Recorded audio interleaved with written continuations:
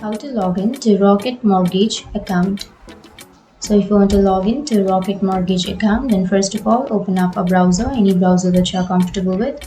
I'm here with Google Chrome browser, and now on the search bar you have to search for Rocket Mortgage.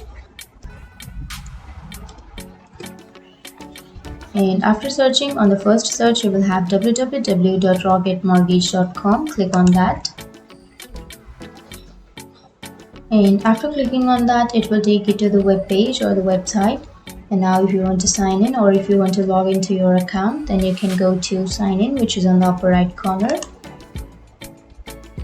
Now to sign in, first you have to enter your username, or if you forgot your username, then you will have forgot username option. You can simply click on forgot username and then you can reset or recover your username. And on the next blank you have to enter your password, but if you forgot your password, then you will have forgot password option. You can simply click on forgot password and then you can reset or recover your password. But if you remember your username and password, you have to simply enter your username and password and then you can click on sign in. And that's it. That's how you log in or sign into your Rocket Mortgage account. And if you have any questions, feel free to comment below. Thanks for watching.